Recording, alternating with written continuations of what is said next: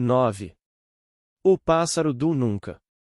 Os últimos sons que Peter ouviu antes de ficar completamente a sós foram os das sereias. Indo, uma a uma, para seus quartos no fundo do mar.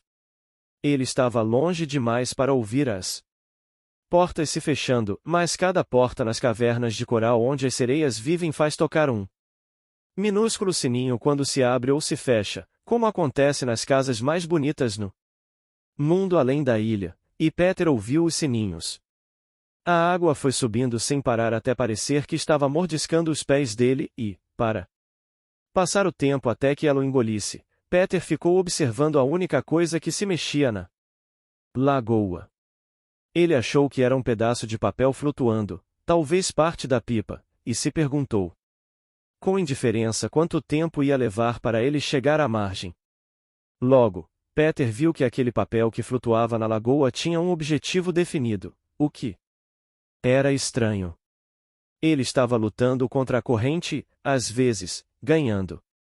E, quando ganhou, Peter, que sempre torcia pelo mais fraco, não resistiu e bateu palmas, afinal, aquele era um pedaço de papel muito valente. Na verdade, não era um pedaço de papel, era o pássaro do nunca, ou melhor, a mãe pássara, que estava fazendo um esforço desesperado para alcançar Peter com o ninho. Usando suas asas de um jeito que aprenderá a fazer desde que o ninho caíra na água, ela conseguia mais ou menos guiar sua estranha embarcação. Mas, quando Peter finalmente reconheceu quem era, ela estava exausta. Ela viera salvar Peter, entregar-lhe o seu ninho, embora houvesse ovos nele. Eu até acho isso meio estranho, pois, embora Peter tivesse sido bonzinho com ela, ele também a atormentara muito. Só posso imaginar que, assim como a Sra. Darling e todas as outras mulheres, a pássara tenha ficado derretida porque Peter tinha todos os dentes de leite. A pássara gritou, explicando o que queria, e Peter gritou, perguntando o que ela estava fazendo ali, mas é claro que um não entendia a língua do outro. Nas histórias fantasiosas as pessoas conseguem conversar facilmente com os pássaros, e eu gostaria de poder fingir que essa história é assim e que Peter deu uma resposta inteligente ao pássaro do nunca. Mas a verdade é melhor, e eu só quero contar o que realmente aconteceu. Bom, não só eles não conseguiram se entender, como também deixaram as boas maneiras de lado. Eu que que você entre no ninho! Gritou a pássara, falando bem devagar cada sílaba. Aí você vai poder chegar na margem. Mas eu estou cansada demais para chegar mais perto, então você tem que tentar nadar até aqui. O que você está grasnando aí? Disse Peter. Por que não deixa o ninho flutuar sozinho? Como sempre. Eu que você, começou a pássara, repetindo tudo de novo. Aí, foi a vez de Peter começar a falar bem devagar cada sílaba. O que você está grasnando aí? E por aí foi. O pássaro do nunca foi ficando irritado, pois essa espécie tem o pavio muito curto. Seu filho de uma gralha burra! Gritou ela. Por que você não faz o que eu mandei? Peter achou que estava sendo xingado e, num impulso furioso, retrucou. É você. Então, curiosamente, os dois disseram a mesma coisa. Cale a boca. Cale a boca. Ainda assim, a pássara estava determinada a salvar Peter se pudesse e, fazendo um esforço tremendo, conseguiu levar o ninho até a pedra. Depois, saiu voando e desertou seus ovos, para deixar bem claro o que estava dizendo. Peter finalmente entendeu. Ele agarrou o ninho e acenou para a pássara, agradecendo. Enquanto ela voava logo acima dele. Mas não era para ser agradecida que ela estava ali, e nem para ver Peter entrar no ninho, era para ver o que ele ia fazer com seus ovos. Eram 2 ovos brancos e grandes. Peter pegou-os e refletiu. A pássara cobriu o rosto com as asas, para não testemunhar o fim de seus ovos, mas, sem conseguir se conter, deu uma espiada por entre as penas. Eu não lembro se contei para vocês 43 que havia uma estaca na pedra, enfiada ali há muito tempo por alguns bucaneiros para marcar o local onde havia um tesouro enterrado. As crianças haviam descoberto o brilhante butim e, quando estavam com vontade de fazer bagunça, atiravam punhados de cruzados de ouro, diamantes, pérolas e moedas para as gaivotas, que os agarravam no ar, achando que eram comida, e depois saíam voando, furibundas por terem sido enganadas com um truque tão baixo. A estaca ainda estava ali, e Cavaleiro Starkey pendurara nela o seu chapéu, que era bem grande, de lona impermeável e com abas largas. Peter colocou os ovos dentro do chapéu e o pôs na água. Ele boiou lindamente. O pássaro Du nunca logo entendeu o que Peter havia feito e soltou um grito de admiração por ele, e, pobrezinho, Peter cocoricou também, mostrando que concordava.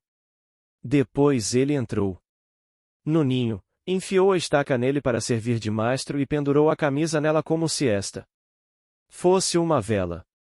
Nesse mesmo instante, a pássara pousou no chapéu e sentou-se, muito confortável, para continuar a chocar seus ovos. Ela boiou numa direção e Peter foi levado para a outra, ambos dando gritos de alegria. É claro que, quando Peter chegou à margem, ele deixou o ninho num local onde a pássara ia poder encontrá-lo facilmente, mas o chapéu fez um sucesso tão grande que ela abandonou o ninho, que continuou boiando até se desintegrar. Quando o Cavaleiro Starkey vinha até a margem da lagoa, ele muitas vezes via a pássara sentada em seu chapéu, o que o deixava bastante chateado. Como nós não vamos mais falar nela, talvez valha a pena mencionar aqui que todos os pássaros do nunca agora constroem seus ninhos nesse formato, com abas largas, nas quais os filhotes podem passear e tomar ar. Todos ficaram muito felizes quando Peter chegou à casa debaixo da terra quase ao mesmo tempo que Wendy, que fora levada para lá e para cá pela pipa. Cada menino tinha diversas aventuras para contar, mas talvez a maior de todas fosse que já passava muito da hora de ir para a cama. Isso os deixou tão agitados que eles bolaram várias maneiras de ficar ainda mais tempo acordados, como dizer que precisavam de curativos. Mas Wendy, embora radiante por todos estarem sãos e salvos em casa mais uma vez, ficou escandalizada ao ver como já estava tarde e exclamou: "Já para a cama! Já para a cama!" Pelo tom dela, os meninos viram que tinham que obedecer. No dia seguinte, no entanto, Wendy foi muito doce com todos, e fez curativos em cada um deles, e eles passaram o dia todo brincando de andar mancando com os braços em tipoias. 10. O lar feliz. Um resultado importante da escaramuça na lagoa foi que os peles vermelhas viraram amigos dos meninos. Peter salvara a princesa Tigrinha de um destino terrível, e agora não havia nada que ela e seus bravos não fizessem por ele. Os índios passavam todas as noites ali em cima, vigiando a casa debaixo da terra e esperando pelo grande ataque dos piratas que, obviamente, não devia demorar muito. Até durante o dia eles ficavam por ali, fumando o cachimbo da paz, com cara de que não iam se incomodar se alguém lhes oferecesse um petisco. Os peles vermelhas chamavam Peter de Grande Pai Branco 44 e se prostravam diante dele. Peter gostava muito disso, o que, portanto, não era nada bom para ele. O Grande Pai Branco está gostando de ver os guerreiros dos Picaninis protegendo sua oca dos piratas, dizia ele, com um tom bastante prepotente. Eu, Princesa Tigrinha, respondia aquela linda indiazinha. Peter Pan me salvar, muito. Bom amigo. Eu não deixar piratas fazer mal a ele. Princesa Tigrinha era bonita demais para adular alguém desse jeito, mas Peter achava que merecia tudo, e respondia com condescendência. Muito bem. Peter Pan falou. Sempre que dizia Peter Pan falou, isso significava que os peles vermelhas tinham que calar a boca, o que eles aceitavam humildemente. Mas não eram nem de longe tão respeitosos com os outros meninos, a quem consideravam apenas guerreiros como quaisquer outros. Os índios diziam aí, para eles e coisas assim, e o que deixava os meninos mais irritados era que Peter parecia não se importar. No fundo, Wendy achava que os meninos tinham certa dose de razão. Mas ela era uma dona de casa leal demais para concordar com qualquer reclamação contra o papai. O papai é que... Sabe, Wendy sempre dizia, independentemente de qual fosse sua opinião secreta, e sua opinião secreta era que os peles vermelhas não tinham nada que chamá-la de a cara pálida. E agora vou falar da noite que ficou conhecida entre eles como a Noite das Noites, por causa de suas aventuras e da consequência delas. O dia havia sido quase enfadonho, como se estivesse reunindo suas forças em silêncio. Agora os peles vermelhas estavam em seus postos, enrolados em cobertores, enquanto lá embaixo as crianças comiam, todas menos Peter, que havia saído para ver que horas eram. Na ilha, o jeito de saber as horas era encontrar o crocodilo e ficar do lado dele até o relógio bater. A refeição que os meninos estavam fazendo era um lanche de faz de conta, e eles estavam sentados em volta da mesa devorando tudo. Com tanta tagarelice e tanta briga, o barulho, como Wendy dizia, estava ensurdecedor. Ela não se incomodava com isso, mas não ia permitir que os meninos saíssem agarrando as coisas e depois se desculpassem dizendo que Firula tinha empurrado o cotovelo deles. Havia uma regra que dizia que eles não deviam se estapear durante as refeições, mas sim pedir que Wendy resolvesse a disputa levantando educadamente o braço direito e dizendo quero reclamar do fulano por causa disso e daquilo outro. Mas, em geral, eles ou se esqueciam de fazer isso, ou ficavam fazendo sem parar. Silêncio! Exclamou Wendy, após ter pedido pela 20ª vez que eles não falassem. Todos ao mesmo tempo. Sua caneca está vazia, Magrelo querido? Ainda não, mamãe, disse Magrelo, após olhar para uma caneca imaginária. Ele ainda nem começou a beber o leite e interrompeu o bico. Isso era dedurar, e Magrelo aproveitou a chance. Quero reclamar do bico! Exclamou ele. Mas João erguera a mão primeiro. O que foi, João? Posso sentar na cadeira do Peter, já que ele não está aqui. Sentar na cadeira do papai, João. Disse Wendy, escandalizada. É claro que não. Ele não é nosso pai de verdade, respondeu João. Ele nem sabia o que um pai fazia até eu mostrar. Isso era resmungar. Quero reclamar do João! Exclamaram os gêmeos. Firula levantou a mão. Ele era tão mais humilde do que os outros, na verdade, era o único humilde do bando, que Wendy era sempre especialmente gentil com ele. Acho que eu não posso brincar de ser o papai, posso? Perguntou Firula, desanimado. Não, Firula. Quando Firula começava a falar, o que não acontecia com muita frequência, ele sempre desatava a tagarelar de um jeito meio bobo. Já que eu não posso ser o papai, disse ele, triste, você não me deixa ser o bebê, deixa. Miguel. Não deixo, não. Retrucou Miguel, que já estava em seu bercinho. Já que eu não posso ser o bebê, disse Firula, cada vez mais melancólico, vocês acham que eu posso ser um gêmeo? De jeito nenhum. Responderam os gêmeos. É muito difícil ser um gêmeo. Já que eu não posso ser nada de importante, algum de vocês quer ver o truque que eu sei fazer? Não. Responderam todos. Finalmente, Firula parou.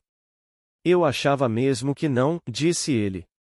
As horríveis reclamações recomeçaram. O Magrelo está tossindo na mesa. Os gêmeos comeram os abricós primeiro. O caracol está comendo rolinho de tapioca e inhame ao mesmo tempo. O bico está falando de boca cheia. Eu quero reclamar dos gêmeos. Eu quero reclamar do caracol. Eu quero reclamar do bico. Puxa vida! Exclamou Wendy. Às vezes acho que as crianças não valem tanto trabalho. Ela mandou que os meninos levantassem da mesa e se sentou para costurar. Hoje tinha um monte de meias para cerzir e é claro que os joelhos das calças de todos eles estavam com um furo, como sempre. Wendy, estou grande demais para dormir num berço, protestou Miguel. Alguém tem que dormir num berço, disse Wendy com certo mau humor, e você é o menorzinho. Um berço é uma coisa tão aconchegante de ter em casa. Enquanto Wendy costurava, eles brincavam ao redor dela, um grupo tão bonito de caras alegres e corpos dançantes, iluminados pela luz encantadora da fogueira. Essa cena se tornará habitual na casa debaixo da terra, mas essa é a última vez que ela vai acontecer. Ouviu-se um barulho de passos lá em cima e Wendy, é claro, foi a primeira a reconhecer. Quem estava fazendo o ruído? Crianças, estou ouvindo os passos do seu pai. Ele gosta que vocês o recebam na porta. Lá em cima, os peles vermelhas se agacharam diante de Peter. Vigiem bem, meus bravos. Peter Pan falou. E depois, como havia acontecido tantas vezes antes, as alegres crianças arrastaram Peter de dentro de sua árvore na maior confusão. Como havia acontecido tantas vezes antes, mas nunca mais aconteceria. Peter havia trazido nozes para os meninos e a hora certa para Wendy. Peter, você está mimando demais os meninos, sabia? Suspirou Wendy. Ah, minha velha, disse Peter, pendurando sua arma. Fui eu quem contou para ele que os pais chamam as mães de a minha velha, a sussurrou Miguel para Caracol. Quero reclamar do Miguel. Disse Caracol no mesmo segundo. Um dos gêmeos se aproximou de Peter. Papai, nós queremos dançar, disse ele. Pode dançar, rapazinho, disse Peter, que estava de ótimo humor. Mas nós queremos que você dance. Peter era o melhor dançarino de todos eles, mas fingiu ficar escandalizado. Os meus velhos ossos iam chacoalhar demais. E a mamãe também. O quê? Exclamou Wendy. A mãe de um batalhão desses dançando? Mas é sábado à noite. Insistiu Magrelo. Não era sábado à noite, na verdade. Ou quem sabe era, pois há muito eles haviam perdido a conta dos dias. Mas, sempre que um dos meninos queria fazer alguma coisa de especial, ele dizia que era sábado à noite, e eles acabavam fazendo a tal coisa. Bom, é mesmo sábado à noite, Peter, disse Wendy, cedendo. Dois velhos como nós, Wendy. Mas só quem vai ver são nossos próprios filhos. Isso é verdade. Assim, eles disseram aos meninos que eles podiam dançar, mas tinham que colocar seus pijamas antes. Ah, minha velha, disse Peter para Wendy, se esquentando no fogo e olhando para ela, que estava sentada ali do lado cerzindo o calcanhar de uma meia, depois de trabalhar o dia todo. Não há nada mais agradável para nós dois do que descansar diante do fogo com os pequenos em volta. É maravilhoso, não é, Peter? Disse Wendy, muito feliz por ele ter dito isso. Peter. Acho que o caracol tem o seu nariz. O Miguel parece com você. Wendy se aproximou de Peter e pôs a mão no ombro dele. Querido Peter, disse ela. Depois de ter tantos filhos é claro que eu não sou mais a mocinha que já fui, mas você não gostaria que eu mudasse, gostaria? Não, Wendy. É claro que Peter não queria mudar nada, mas ele olhou para ela, sentindo-se pouco à vontade, piscando os olhos daquele jeito de quem não sabe se está acordado ou dormindo. O que foi, Peter? Eu só estava pensando, disse ele, com um pouco de medo. É só faz de conta, não é? Que eu sou o pai deles. É, sim, disse Wendy, um pouco chateada. Sabe o que é? Continuou Peter, num tom de quem pede desculpas. É que, se eu fosse o pai deles de verdade, isso ia me fazer parecer tão velho. Mas eles são nossos, Peter. Meus e seus. Mas não de verdade, não é, Wendy? Perguntou ele, ansioso. Não se você não quiser, respondeu Wendy. E ela ouviu direitinho o suspiro de alívio dele. Peter, disse Wendy, tentando falar com firmeza, o que exatamente você sente por mim? Eu sou como se fosse seu filho, Wendy. Foi o que eu pensei, disse ela. E Wendy foi se sentar sozinha na outra ponta da sala. Você é tão esquisita, disse Peter, sem entender nada. E a princesa Tigrinha é igual. Ela quer ser alguma coisa minha, mas diz que não quer ser minha mãe. Aposto que não. Retrucou Wendy com muita ênfase. Agora a gente já sabe por que ela não gostava dos peles vermelhas. Então, ela quer ser o quê? Uma dama não fala dessas coisas. Tudo bem. Disse Peter, exasperado. Quem sabe a Sininho não me explica. Ah, a Sininho explica, sim, retrucou Wendy com desprezo. Ela é uma fadinha muito dada. Nesse momento Sininho, que estava xeretando tudo do seu quartinho, deu um guincho desaforado. Ela disse que adora ser muito dada, traduziu Peter. Ele teve uma ideia súbita. Quem sabe a Sininho quer ser minha mãe? Seu imbecil! Exclamou Sininho, furibunda. Ela já tinha dito aquilo tantas vezes que Wendy nem precisou de tradução. Eu quase concordo com ela, disse Wendy rispidamente. Imagine isso, Wendy sendo ríspida. Mas sua paciência havia sido muito testada, e ela não sabia o que ia acontecer naquela mesma noite. Se soubesse, não teria sido ríspida. Nenhum deles sabia. Talvez tenha sido melhor assim. Sua ignorância permitiu que fossem felizes durante mais uma hora e, como aquela ia ser sua última hora na ilha, ainda bem que ela foi composta por 60 minutos felizes. As crianças cantaram e dançaram em seus pijamas. Era uma canção deliciosamente assustadora e, ao cantá-la, elas fingiam sentir medo de suas próprias sombras, sem saber que, muito em breve, seriam cercadas por sombras que as fariam sentir medo de verdade.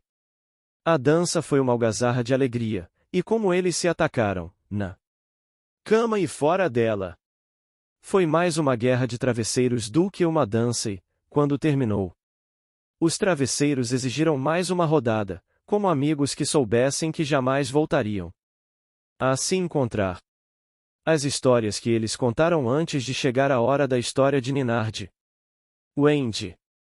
Até Magrelo tentou contar uma história aquela noite, mas o começo foi tão inacreditavelmente chato que ele mesmo ficou horrorizado e disse, melancólico. Foi mesmo um começo muito chato. Vamos fingir que foi o fim.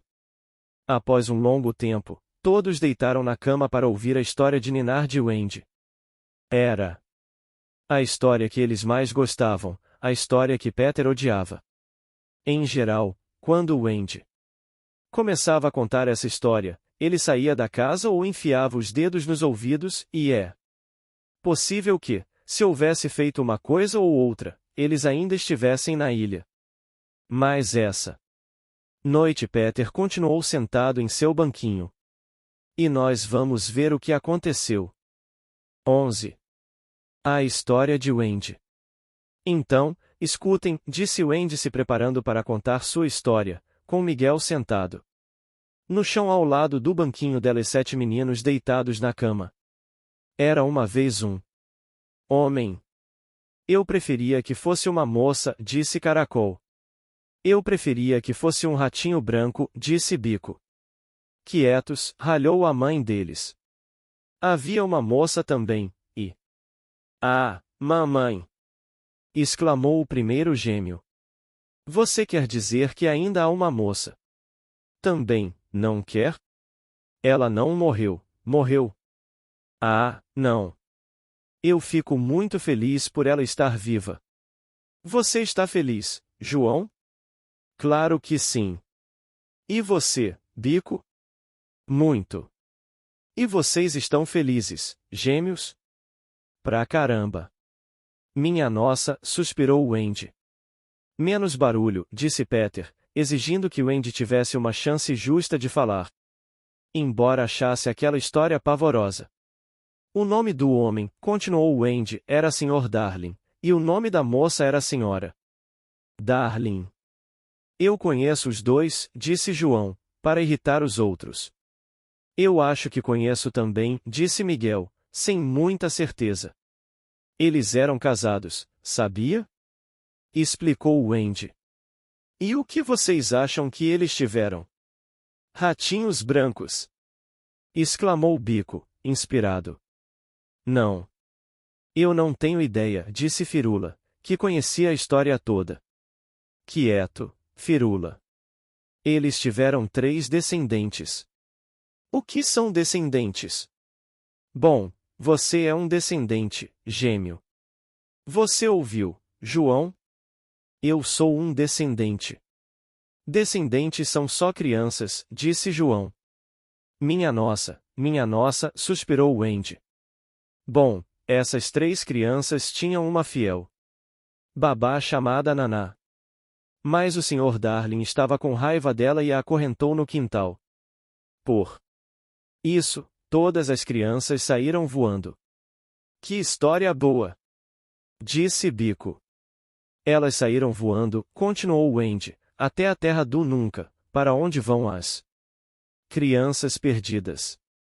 Era o que eu achava mesmo. Interrompeu Caracol, excitado. Não sei como, mas era o que eu achava mesmo. Ei, Wendy! Exclamou Firula. Uma das crianças perdidas chamava Firula? Chamava, sim. Eu estou na história. Oba, eu estou na história, Bico. Silêncio. Agora eu quero que vocês pensem no que os pobres pais sentiram ao descobrir que todos os seus filhos haviam saído voando. Ai! Gemeram todos, embora eles não estivessem nem ligando para o que os pobres pais sentiram. Pensem nas camas vazias. Ai! É muito triste, disse o primeiro gêmeo alegremente. Eu não vejo como isso pode ter um final feliz, disse o segundo gêmeo. Você vê, Bico? Eu estou muito nervoso. Se vocês soubessem como é grande o amor de uma mãe, disse Wendy num tom triunfal. Não sentiriam medo. Wendy se prepara para contar sua história. Ela agora chegará à parte da história que Peter detestava. Eu gosto de amor de mãe, disse Firula, batendo com um travesseiro em Bico. Você gosta de amor de mãe, Bico? Adoro, disse Bico, devolvendo o golpe. E vocês sabem o que aconteceu? Disse Wendy com complacência. Nossa heroína. Sabia que a mãe sempre deixaria a janela aberta para seus filhos poderem entrar. Por isso, eles passaram anos longe de casa, se divertindo muito. E eles voltaram algum dia? Agora, disse Wendy, se preparando para o ponto alto da história, vamos dar uma olhada no futuro. Todos eles deram aquela retorcida que torna mais fácil dar uma olhada no futuro. Os anos se passaram, continuou Wendy. E quem é essa elegante dama de idade indefinida surgindo na estação de Londres? Ah, Wendy, quem é? Exclamou Bico muito agitado, como se não soubesse. Será que é? É. Não é. É. É a bela Wendy. Oh! E quem são os 2 cavalheiros aristocráticos imponentes acompanhando-a, já tão crescidos? Será que são João e Miguel? São. Oh! Estão vendo, queridos irmãos, disse Wendy, apontando para cima. Lá está a janela. Ainda aberta. Ah, agora nós seremos recompensados por nossa sublime fé no amor de mãe. É. Eles voaram para sua mamãe e seu papai. E, como será impossível descrever a felicidade da cena que se seguiu, nós vamos parar por aqui. Essa era a história, e os meninos gostavam tanto dela quanto sua bela narradora. Tudo era como deveria ser, entende? De repente, nós desaparecemos como as coisas mais desalmadas desse mundo, que é o que as crianças são, mas também tão encantadoras, e nos divertimos muito, no maior egoísmo, e aí quando precisamos de um pouco de atenção especial.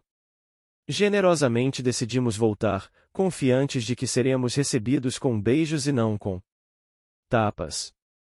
A fé deles no amor de mãe era mesmo muito grande, tão grande que achavam que poderiam ser cruéis por mais um tempinho. Mas um deles sabia que não era bem assim, e, quando Wendy terminou de contar a história, ele soltou um gemido profundo. O que foi, Peter? Exclamou Wendy. Ela correu para perto de Peter, achando que ele estava se sentindo mal, e apalpou carinhosamente seu peito e sua barriga. Onde dói, Peter? Não é esse tipo de dor, respondeu Peter, soturno. Que tipo de dor é? Wendy, você está errada em relação às mães. Todos foram para perto dele, assustados, de tão alarmante que era sua agitação. E, com maravilhosa sinceridade, Peter revelou algo que até então havia escondido de todos. Há muito tempo, disse ele, eu, assim como você, achava que a minha mãe sempre ia deixar a janela aberta para mim. Por isso, fiquei longe de casa durante luas e mais luas, e depois voei de volta. Mas havia barras na janela, pois a mamãe havia se esquecido de mim. E tinha outro menininho dormindo na minha cama. Eu não sei se isso é verdade, mas Peter achava que era. Os meninos ficaram com medo. Você tem certeza de que as mães são assim? Tenho. Então era assim que as mães eram. Que nojentas!